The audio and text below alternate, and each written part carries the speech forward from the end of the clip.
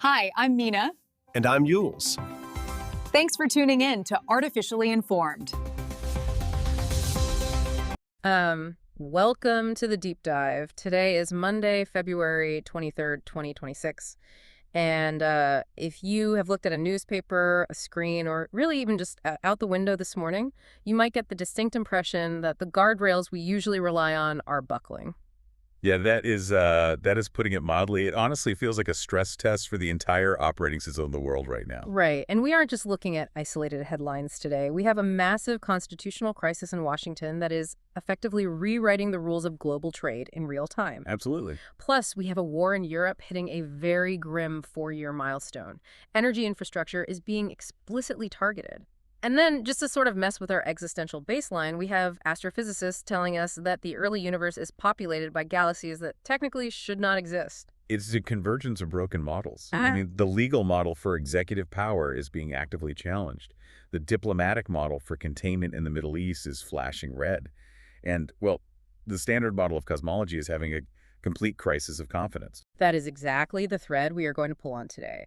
Our mission here is to move past the breaking news banners and look at the actual mechanics of these fractures. Yeah.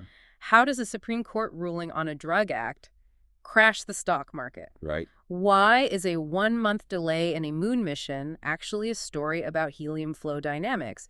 And why are we looking for the history of the universe inside a block of ice in Antarctica? It is going to be a heavy session, but, a very necessary one. Let's start with a story that is currently draining brokerage accounts across the globe.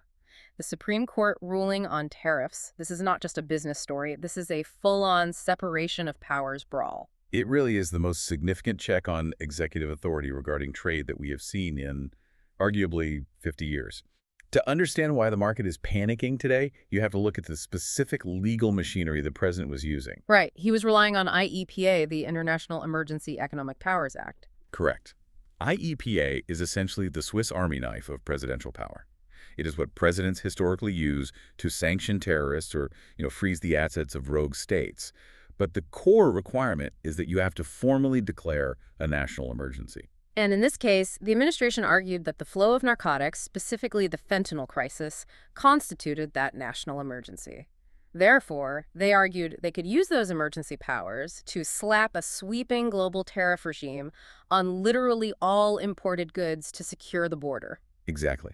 The underlying logic was that drugs are an emergency, trade funds the country sending drugs, and therefore we can tax trade to stop it. But the Supreme Court, in a 6-3 decision, essentially said that logic is a bridge to nowhere. They shut it down. They did. They ruled that while the president has very broad powers to stop funds going to terrorists or cartels, the power of taxation, which is literally what a tariff is, belongs explicitly to Congress under Article 1 of the Constitution. So it is a massive reassertion of the power of the purse. The court is telling the executive branch that you cannot just use a counter-narcotics emergency to rewrite the entire global trade code. Precisely. Because if that argument held up, a president could declare an emergency on, say, climate change and unilaterally ban all oil imports, or declare an emergency on obesity and tax all sugar imports without Congress ever voting. The court saw absolutely no limiting principle there. And the reaction from the White House was, well, visceral.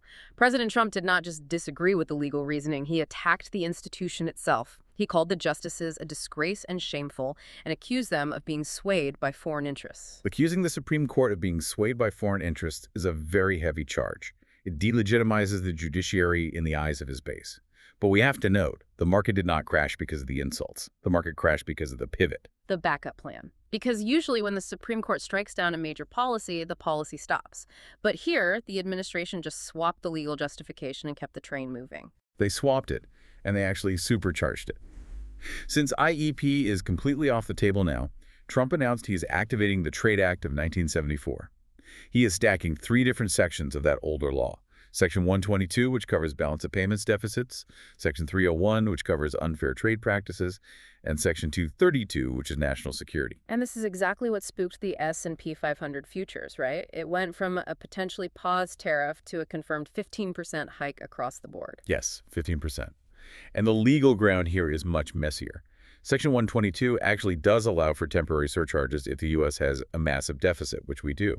But by shifting to these older statutes, he is essentially daring the court to strike him down again. and that litigation takes time. Meanwhile, the economic reality is hitting businesses right now. I saw the refund figure floating around for the illegal tariffs, $175 billion. That is the nightmare scenario for the Treasury. Because the court ruled the previous IEPA tariffs were illegal from the start, every importer who paid them effectively has a legal claim against the U.S. government to get that money back. We are looking at $175 billion in potential liability. How does that even work practically? Does the government just cut a check to these companies? Oh, it is a bureaucratic morass.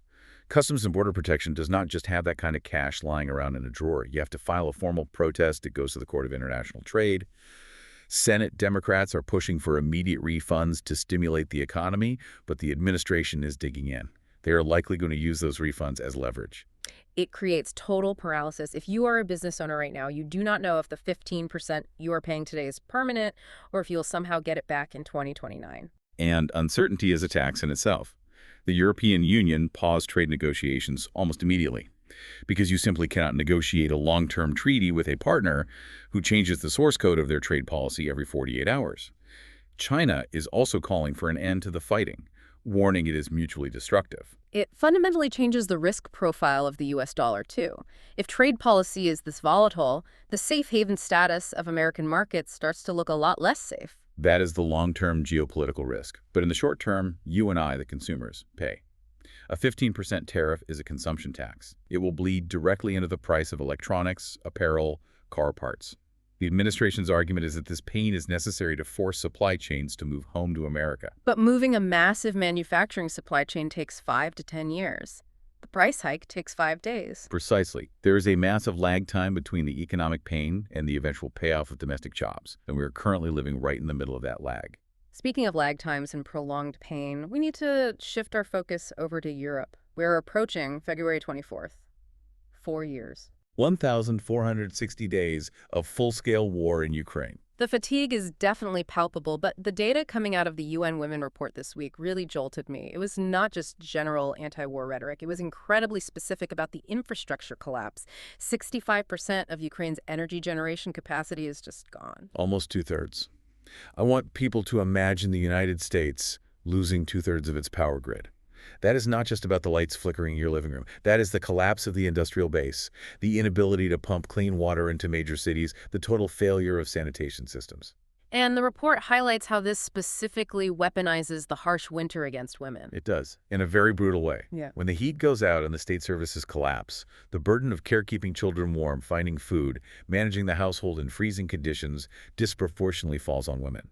Plus, you have to factor in the extreme safety risks of navigating completely blacked out cities. We have over 5,000 confirmed female casualties since the start of the invasion, but the indirect toll from the infrastructure collapse is likely far higher. And while this is happening, the diplomatic support system in Europe seems to be fraying. You look at Slovakia right now. Prime Minister Robert Fico is issuing ultimatums that sound like something out of a hostage negotiation. Fico is playing a very dangerous game of energy poker. Slovakia and Hungary are still deeply addicted to Russian oil that flows through the Druzhba pipeline. And ironically, that pipeline runs right through Ukrainian territory. Yeah. Ukraine has been threatening to choke that flow to hurt Russia's war revenue. So Fico turns around and says, if you stop the oil, we stop the electricity. Exactly. He threatened to cut off electricity exports to Ukraine if the Russian oil stops flowing within 2 days. So you have a nation with 65% of its grid destroyed, desperately relying on imported power to survive, being explicitly threatened by its neighbor who wants to keep buying oil from the very aggressor destroying the grid. It shows how messy the European unity narrative actually is when domestic energy security is on the line. It gets even messier with the Nord Stream revelations this week. Der Spiegel reporting that the CIA actually knew about the Ukrainian plans to sabotage the pipeline well before it happened in 2022. It complicates the moral high ground significantly. If that report holds up, it means the West was fully aware of an ally planning a massive attack on critical civilian infrastructure owned partly by another ally, Germany. The German reaction to this has been fascinating. It is a sort of resigned shrug. It is the normalization of hybrid warfare. The public is slowly accepting that in modern war, multi-billion-dollar pipelines are legitimate targets, even among friends. That normalization is terrifying because it constantly lowers the bar for what happens next. Which brings us to the Middle East, where the bar seems to be disappearing entirely. The deadline is definitely looming. President Trump issued a 10 to 15-day window for Iran to agree to a new nuclear deal. Or face regime change, as he put it. Or direct military strikes targeting their nuclear facilities. And this is not just abstract campaign rhetoric. We are actively tracking U.S. carrier strike groups moving into position in the region. Strategic bombers are being forward deployed. This is the actual hardware required for a massive, sustained air campaign. Iranian President Pezeshkian is really trying to thread a needle here. He is saying they will not bow to pressure, but at the exact same time, he is saying they are ready to present a draft deal. It is purely a survival strategy. He needs to look tough for his domestic audience and the religious hardliners, but he knows Iran absolutely cannot win a conventional war against the United States and Israel combined. The real fear in the intelligence community is the breakout scenario. If Iran feels completely cornered, do they sprint to enrich enough uranium for a bomb before the strikes happen? And if they do that, the Saudis have explicitly said they will pursue a bomb too. Turkey might follow. That is the cascading failure everyone dreads. A nuclear arms race in the Middle East is a recipe for an eventual detonation. The geopolitical margin for error becomes zero. And while world leaders talk about nuclear breakout times and strike groups, the human reality on the ground in Gaza remains stuck in a horrific stasis. The story of Nedal Abu Rabea really cut through all the geopolitical noise for me. The 14-month wait. Yes, a child needing specialized medical evacuation, 14 months waiting for an Israeli permit to leave that never came. He literally died waiting for a piece of paper. It illustrates the profound bureaucratic lethargy that accompanies the kinetic violence. It is not just the bombs killing people, it is the paperwork, it is the blockade. The humanitarian shelters in Gaza are so severely overcrowded now that fire hazards are becoming a primary cause of death. It is a pressure cooker with the lid welded completely shut. We see these massive failures of justice, and then we see occasionally attempts to impose it. The ICC, the International Criminal Court in The Hague, is opening pretrial hearings against former President Rodrigo Duterte in the Philippines. This is a massive test of the international legal order's actual reach. Duterte's war on drugs was incredibly brutal. We are talking about thousands of alleged extrajudicial killings, effectively state-sanctioned death squads operating in the streets. He always acted with total impunity. And now he is facing charges of crimes against humanity on a global stage. He is. And his defense is the classic national sovereignty argument. He is saying, you have no jurisdiction here, I was the elected leader of a sovereign nation. But the ICC operates on the principle of complementarity. They step in when national courts are either unable or unwilling to prosecute their own leaders.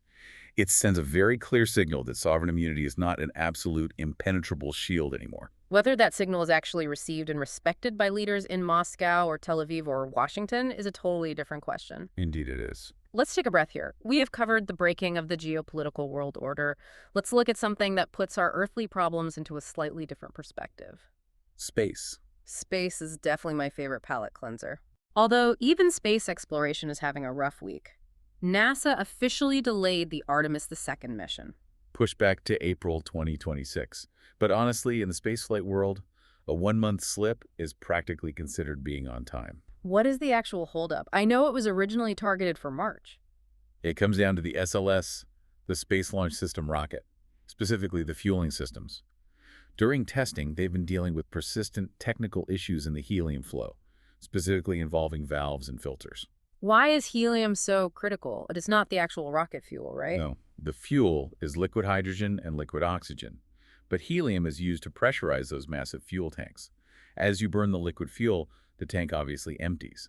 You need to constantly fill that empty space with an inert gas like helium to keep the tank highly pressurized so the fuel keeps flowing smoothly into the engines.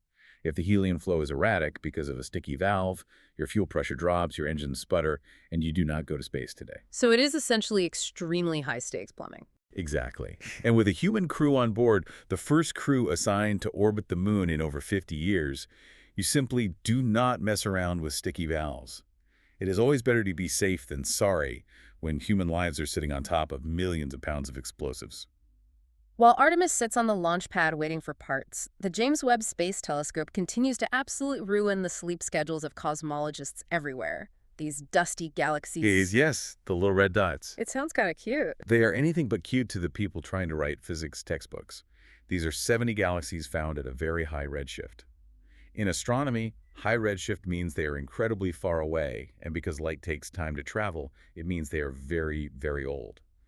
We are seeing these objects as they existed just a few 100 million years after the Big Bang. And the problem is that they're way too big for their age. They are shockingly massive. Under the standard model of cosmology, galaxies start as relatively small clumps of gas and slowly merge over billions of years to become massive structures like our Milky Way. Finding these incredibly massive, fully formed, dust-obscured galaxies that early in the universe is like finding a toddler who weighs 200 pounds and can bench press a Buick. It makes absolutely no sense. It completely violates the established growth curve. Completely. It suggests that either star formation in the early universe was wildly more efficient than our physics currently allow, or that our fundamental understanding of how dark matter seeds the formation of galaxies is deeply flawed. Speaking of dark matter and weird physics, let's talk about Antarctica, the Ice Cube Neutrino Observatory. Truly one of the most fascinating experiments on Earth right now. Explain the mechanism here for us. Why do we need to drill into a cubic kilometer of solid ice just to see a single particle? Because neutrinos are essentially ghost particles. They have almost zero mass and absolutely no electrical charge. They do not interact with light or normal matter very often. Literally trillions of them are passing right through your fingertip as we speak, and you feel nothing. To actually detect them, you need a medium that is dense enough to eventually force a rare collision, but optically clear enough that you can see the tiny flash of light when that collision happens. And the Antarctic ice is that perfect medium. Yes. Deep beneath the surface of Antarctica, the ice is under immense pressure which pushes out all the air bubbles. It becomes incredibly pure and clear. When a neutrino finally does happen to smash directly into an atom inside that ice, it creates a microscopic shower of charged particles. Those particles travel faster than the speed of light and ice, and they emit a faint blue glow called Cherenkov radiation. It is essentially like a sonic boom, but for light instead of sound. That is a perfect way to describe it. The thousands of optical sensors embedded deep in the ice detect that tiny blue flash. By mapping the exact direction and timing of the light hitting the sensors, scientists can trace the neutrino's trajectory all the way back to its source across the universe. A black hole, a supernova, a distant blazar. It allows us to see the universe not through photons of light, but through high-energy particles. It is like developing a whole new sense, like suddenly being able to hear the universe after only ever being able to look at it. That is a brilliant analogy. It is a completely new window into the extreme events of the cosmos. Let's bring things back to Earth and look at technology we interact with daily. Artificial intelligence. There is a real duality emerging in the news this week. The incredible medical miracles versus the economic slop. The medical applications are genuinely miraculous. We have a major new study out this week showing that generative AI models are now analyzing complex patient data faster than human research teams and doing it with completely equal accuracy. And we are not just talking about a glorified WebMD here. Not at all. This is about advanced pattern recognition across unimaginably massive data sets. A medical AI can look at a patient's entire genetic history, their latest MRI imaging, and years of lab work in a matter of seconds. It can cross-reference that specific profile with literally every medical research paper ever published. It drastically accelerates the speed of diagnosis, especially for ultra-rare diseases where a human doctor might just be guessing based on limited experience. It was going to revolutionize drug discovery too. But then we pivot to the business side of AI, and it is a bloodbath. The warning from the Google vice president this week about LLM wrappers was stark. This was a massive cold shower for the Silicon Valley startup ecosystem. He is warning that companies whose entire business model is simply wrapping a slick user interface around a pre-existing large language model like ChatGPT are completely doomed. Because they have no actual moat to protect their business. Zero defense. If your entire product pitch is, we built a tool that makes ChatGPT write marketing emails slightly better, OpenAI or Google can just release an update tomorrow that does that natively for free, and your multi-million-dollar company evaporates overnight. He also heavily criticized AI aggregators. The core value in the tech economy right now is accruing almost exclusively to the giant companies building the foundational models, not the middlemen trying to resell access to them. And meanwhile, the broader content ecosystem is suffering from all of this, the slop problem. Yes, slop is the perfect term for it. It refers to the overwhelming flood of low-quality, low-effort, AI-generated filler content that is currently clogging up search engine results and social media feeds. It is digital pollution. It makes it incredibly difficult for genuine human creators to be seen and harder for users to find actual human insight. Which perfectly explains the diplomatic push we saw with the Delhi Declaration. Over 75 nations signing on to a comprehensive document on AI. It is a major attempt to create some global hygiene standards for this technology, ensuring it is secure, trustworthy, and crucially, trying to ensure that the Global South is not just treated as a testing ground or a cheap data mine for Western tech giants. They're also heavily focused on the energy efficiency of these massive data centers. Meanwhile, China is not waiting around for declarations or debates about Slop. They are aggressively building the physical hardware of the future.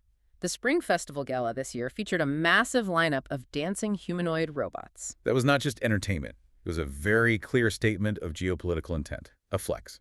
China successfully shipped 90% of the global supply of humanoid robots last year. 90% is a staggering monopoly. They are treating robotics exactly like they treated solar panels or electric vehicles a decade ago. Strategic global dominance achieved through massive manufacturing scale and state subsidies. But for China, it is also deeply practical. They are facing a catastrophic demographic crisis with a rapidly aging population and a shrinking workforce. They desperately need cheap, reliable humanoid robots to care for the elderly and to keep the factory floors running. So for them, a dancing robot is not a sci-fi fantasy novelty. It is a literal demographic survival strategy. Correct. And they are actively pairing this robotics push with BCI, brain-computer interfaces. China is racing ahead with enormous state investment and policy support to integrate human brains directly with these machines and digital systems. It really feels like the plot details leaked for Toy Story 5 this week are actually a documentary of our times. Toys versus AI. Pixar really knows how to tap into what culturally terrifies us. The central plot being about a creepy AI tablet named LilyPad threatening the classic toys is just a perfect reflection of every modern parent's anxiety about screen time and algorithmic influence. From the cutting edge of robotics to the deep, deep past. Let's talk about archaeology and the mummified cheetahs. This is such a fascinating bit of natural history and genetic detective work. Deep inside extremely arid caves in Saudi Arabia, scientists found the naturally mummified remains of several cheetahs. I think most people do not associate cheetahs with the deserts of Saudi Arabia. No, they usually think of the African savanna. But cheetahs used to be incredibly common across the entire Arabian Peninsula until they were systematically hunted to local extinction over the last century.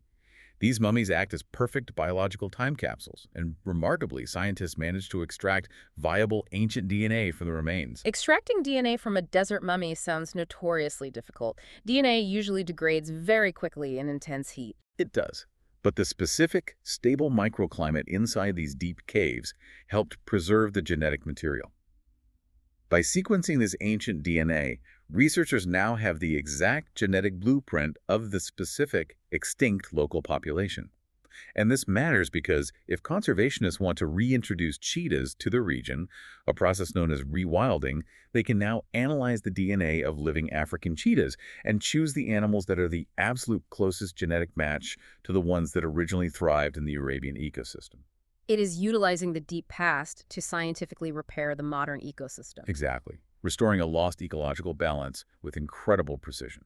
We saw another very different kind of restoration of the past this week in Ivory Coast, the return of the talking drum. The Jiji Ayokwe. This is a genuinely massive wooden object, about 3.5 meters long, intricately carved. And from what I read, referring to it simply as a musical instrument completely misses its actual function. Completely. It was a sophisticated mass communication device. The Ivory people used this massive drum to transmit complex messages across vast distances between villages. They used specific tonal patterns that actually mimic the pitch and rhythm of spoken language.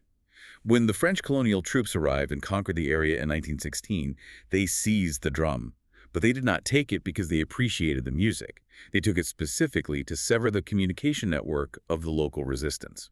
So its repatriation from France to Ivory Coast this week is deeply profound. It is the literal return of a stolen voice.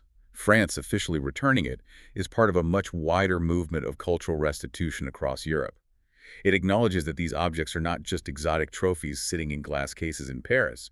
They are active, vital parts of a living culture's history and identity. Before we wrap up today's deep dive, a quick check on the immediate physical world around us. If you are listening on the east coast of the U.S., you need to go find your snow shovel. Winter is definitely not done with us. Major forecast models are showing heavy snow and blizzard conditions inbound for Philadelphia, Pittsburgh, and sweeping right across the Jersey Shore.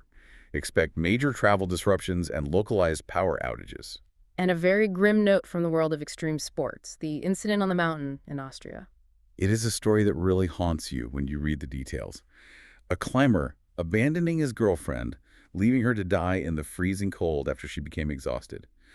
And the horrifying detail is that he had allegedly been involved in a similar situation with a previous partner years ago. It forces a very uncomfortable societal conversation about the ethics of extreme sports.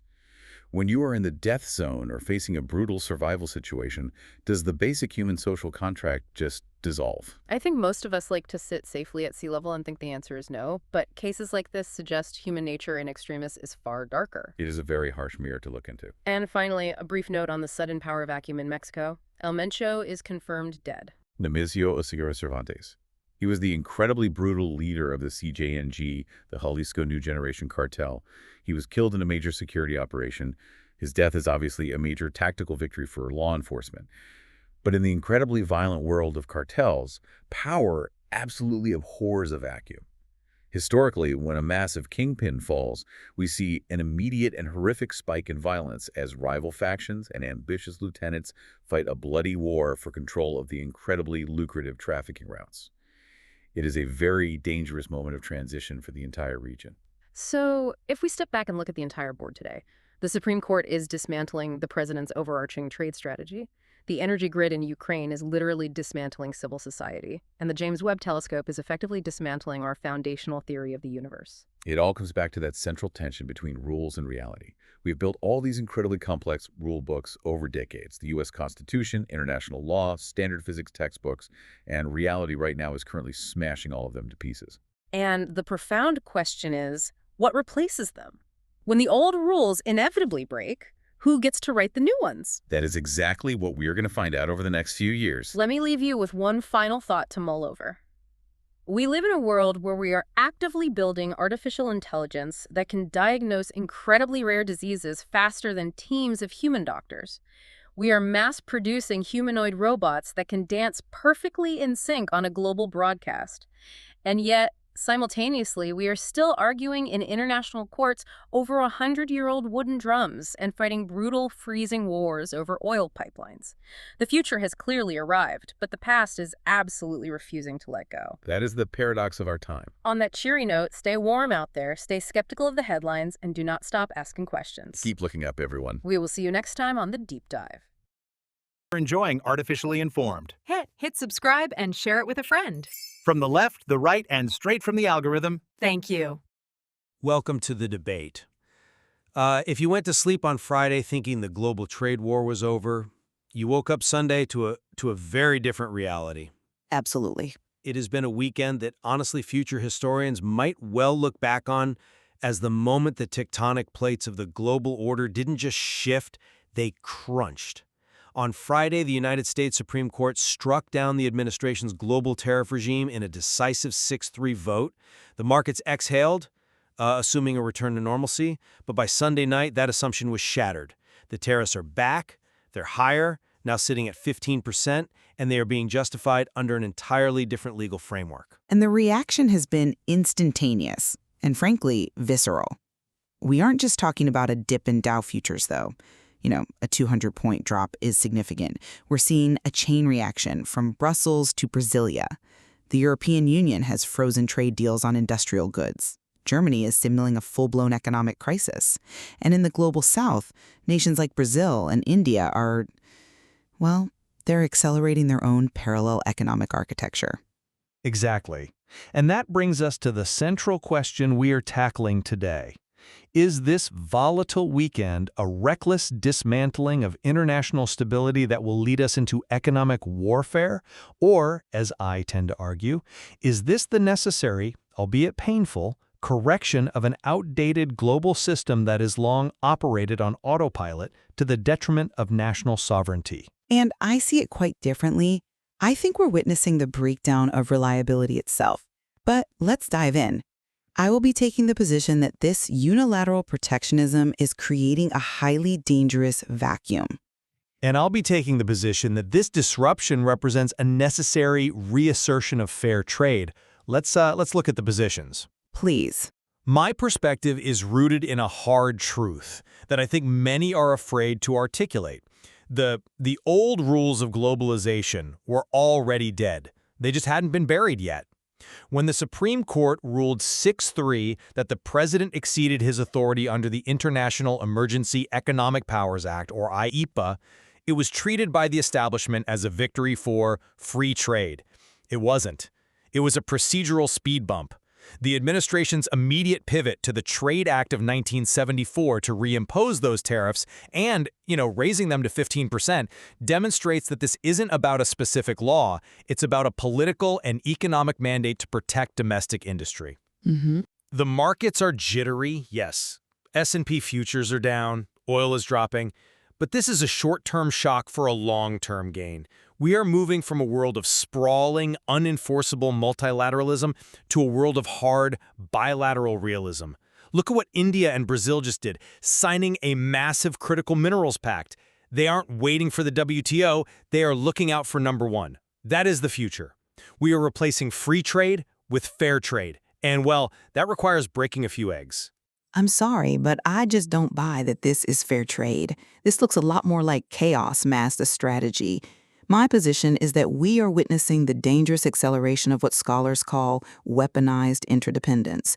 When a major power like the U.S. loses a Supreme Court case regarding the legality of its economic policy, and then simply, literally overnight, uses a different law to do the exact same thing but harder, raising the rate to 15%, it signals to the world that the rule of law is subservient to executive whim. And the damage is tangible and immediate. The EU has effectively frozen the approval process for the trade deal regarding duties on industrial goods. You have German Chancellor Friedrich Merz rushing to Washington, not to shake hands, but to try and stop an economic bleeding wound. Germany's exports to the U.S. are already down 9%, and they're facing an existential economic crisis. By forcing our allies into a corner, we aren't creating fairness. We are creating hostile blocs. We are pushing the global South and China to wall themselves off, what researchers are now calling the reverse Great Firewall. This isn't a correction. It is a dismantling of the trust that keeps the global economy functioning. I see why you emphasize the trust aspect. I really do. But let's slow down and actually unpack the mechanism here, because I think the media is glazing over the details to scream about chaos. You mentioned IEPEA. For our listeners, the International Emergency Economic Powers Act is designed for national emergencies, usually involving adversaries or imminent threats. The Supreme Court essentially said, tariffs on steel from allies don't count as a national emergency. Which is a remarkably sound legal interpretation. Sure, strictly speaking. But the administration didn't just throw a tantrum. They pivoted to Section 301 of the Trade Act of 1974. And this is a crucial distinction. Section 301 is specifically designed to combat unfair trade practices that burden U.S. commerce. It's not about an emergency. It's about leveling the playing field. By switching to this authority and hiking the rate to 15%, the administration is basically saying, fine, we won't call it an emergency. We will call it exactly what it is, a response to decades of structural trade imbalances. But you are concretely glossing over the process there. Section 301 traditionally requires a rigorous investigation by the U.S. Trade Representative. It involves months of data collection, public hearings, and evidence gathering. You don't just decree a Section 301 tariff on a Sunday night because you lost a court case on Friday.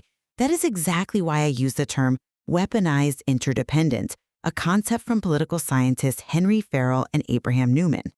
It's the idea that the very networks binding us together, trade, finance, law, are being turned into bludgeons. Right, but when the U.S. acts this erratically, skipping the investigative phase and just slapping on a 15% tax, it tells every country on Earth your contracts with America are worthless if the political winds shift. That is not leveling the playing field. That is destroying the stadium. I disagree that the stadium is being destroyed. I think the stadium is being renovated, and the people in the luxury boxes, specifically in Europe, are upset they might finally have to pay for their own tickets. Let's look at the transatlantic fallout you brought up. You mentioned the EU freezing the industrial goods deal. From where I stand, that reaction exposes the fragility of the European position, not American recklessness. How is it fragile to respond rationally to a breach of trust? Germany is our ally. Their economy is reporting over $1 trillion in lost GDP output across recent crises. Energy prices, the war in Ukraine, and now this. Chancellor Merz is flying to Washington essentially to beg for mercy. When you kick an ally while they are down, you drive them away. But let's look at the actual data coming out of Germany, because it tells a very different story about alliances. Last year, German exports to the U.S. fell by over 9%. Meanwhile, their trade with China grew. In fact, China has now overtaken the U.S.'s biggest trading partner, with a trade deficit of nearly 90 billion euros in China's favor. That is a structural issue regarding automotive demand, though. It's not a geopolitical betrayal. It is absolutely a strategic choice. Europe pivoted economically toward our strategic rival years ago. They sell their cars to China, they buy their batteries from China. The U.S. administration is simply recognizing that reality. If Chancellor Merz is rushing to Washington, it's because he knows the U.S. market is essential, and perhaps they've taken access to it for granted. The messiness of the legal pivot is secondary to the strategic goal, forcing a recalibration. Germany has to choose. Do you want the American consumer? Then stop feeding the Chinese dragon. That recalibration is coming at a cost that I think you're severely underestimating. It's not just about German cars. It's about global demand. You can't just bully an economy the size of the EU without blowback. Look at the oil markets this morning. Oil prices dropped significantly. Which is a boon for American consumers. Lower gas prices offset the inflationary pressure of the tariffs. It's a natural hedge. No, you have to look at why they dropped. They didn't drop because supply magically increased. They dropped on demand fears. The markets are betting that this sudden 15% tariff wall is going to cause a global contraction. If global trade shrinks, factories shut down, shipping slows, and energy consumption collapses, that hurts U.S. energy producers too. You can't have fair trade if there's no trade happening because you've cratered the global economy. We are flirting with a depressionary spiral here. I think depressionary spiral is hyperbolic. The markets will adjust, as they always do. But I want to pivot to something you mentioned earlier, the Global South. You seem to view their independent moves as a failure of Western policy. I view it as the natural evolution of a multipolar world, and frankly, a smart one. I come at it from a different angle. It's not just evolution, it's a reaction to exclusion. Look at the massive deal signed between India and Brazil this week. Prime Minister Modi and President Lula signed a pact targeting $20 billion in trade over 5 years. Exactly. It's a massive deal. A critical minerals pact, specifically designed to curb dependence on China. That supports my argument perfectly. India and Brazil are middle powers acting in their own self-interest to de-risk from Beijing.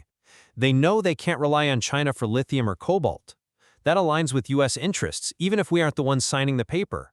It proves that nations can build resilience through bilateral deals, rather than waiting for some sprawling multilateral framework to save them. That is a compelling argument if you only read the headline of the deal. But have you considered the rhetoric accompanying it? Lula explicitly framed this as a need to break colonial dependence. He isn't just talking about China.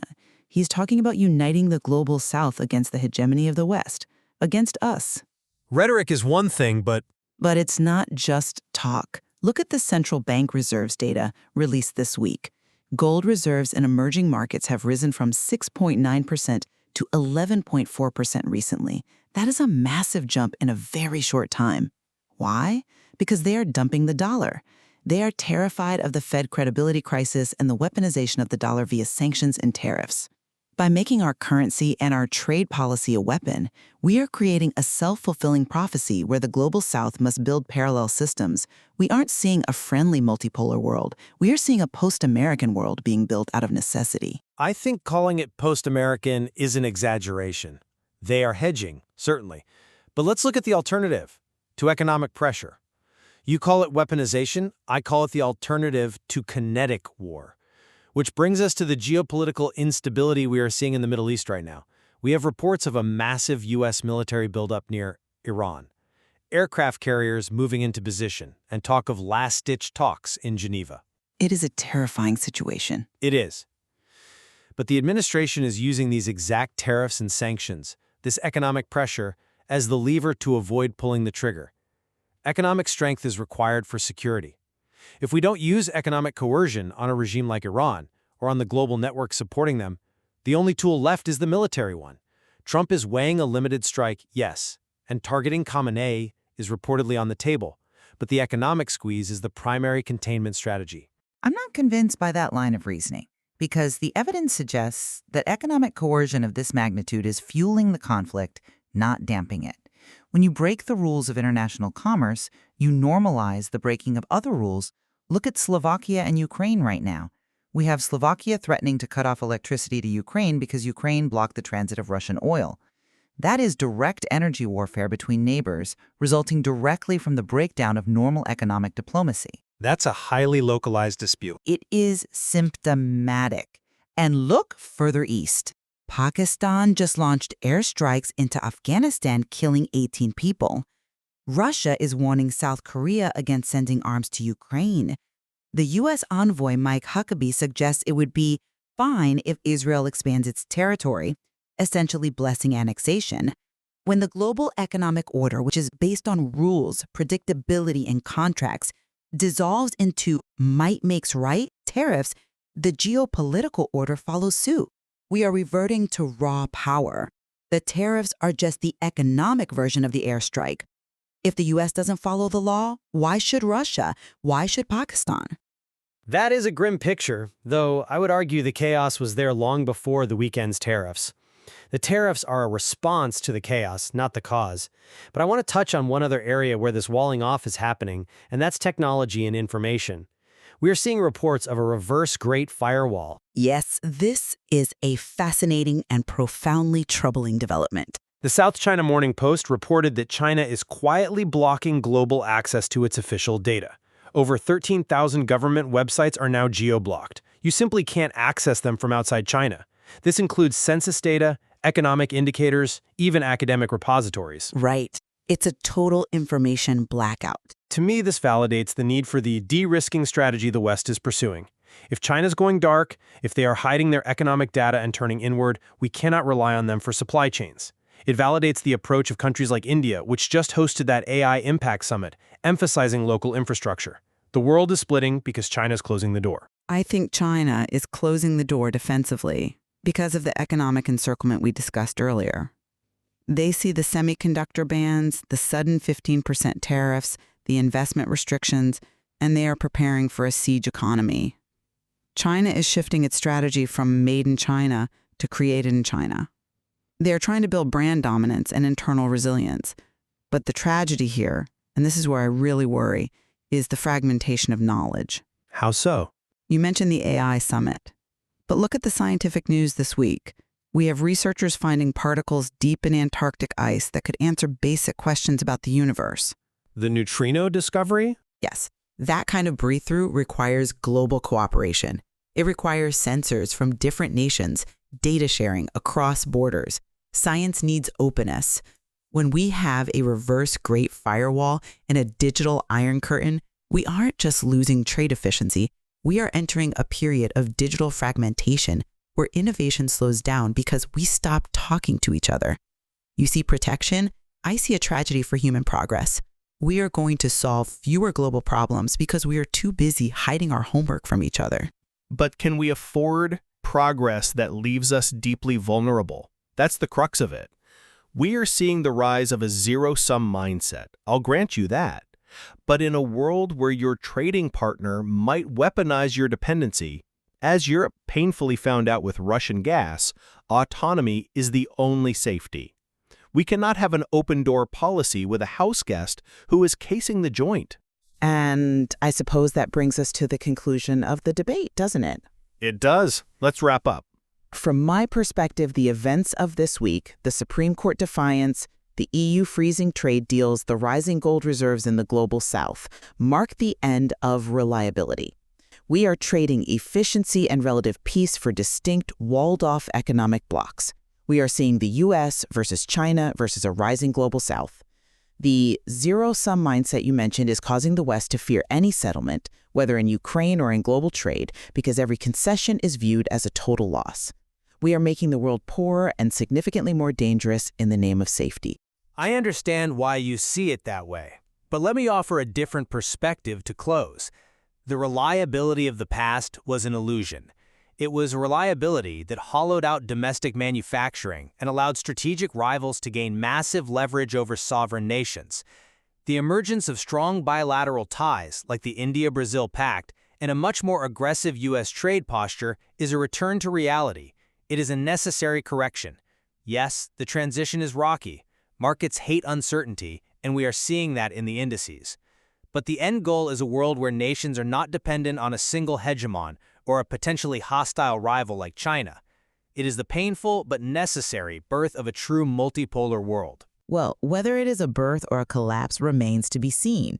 But with oil prices in flux, tariffs rising to 15%, and military buildups in the Middle East, the only certainty for our listeners is volatility. There is certainly a lot more to explore here as these policies take effect. Agreed. We encourage you to look beyond the headlines of chaos to see the structural shifting of the global order beneath the surface. Welcome to the multipolar world. That's it for today's Artificially Informed. Thanks for spending your time with us. Yeah. Stay sharp, stay curious. See you next time.